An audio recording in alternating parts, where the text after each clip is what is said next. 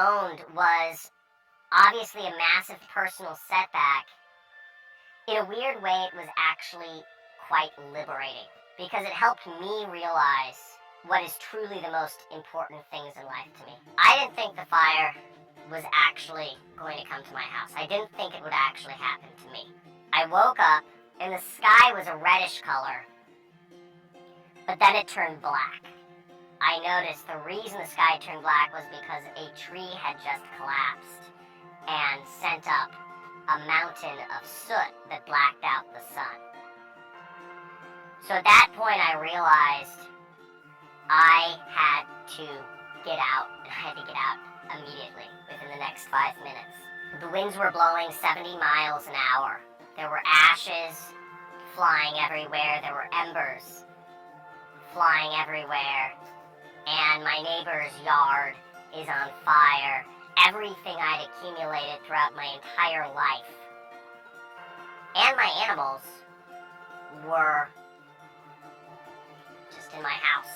This was our dream piece of property that we had bought just a few months prior. In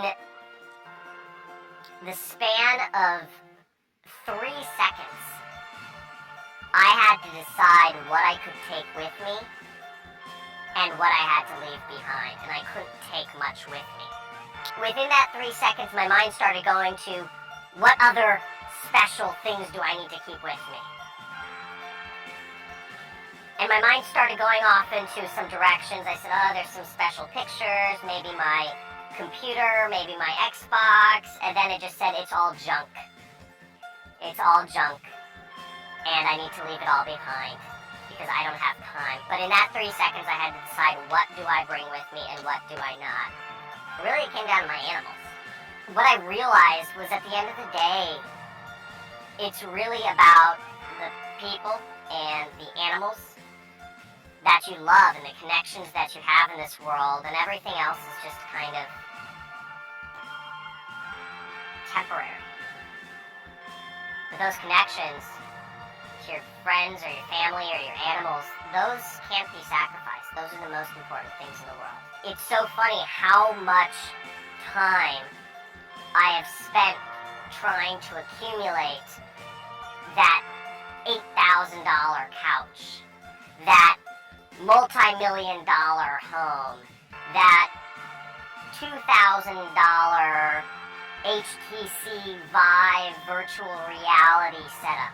It took my house burning down for me to realize that stuff is meaningless.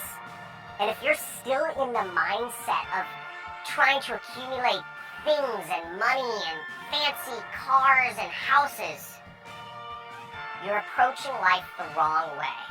In a weird way, it was actually quite liberating because it helped me realize what is truly the most important things in life to me, which are family, friends, and the experiences we share together. That's all you really need at the end of the day, and I'm perfectly happy.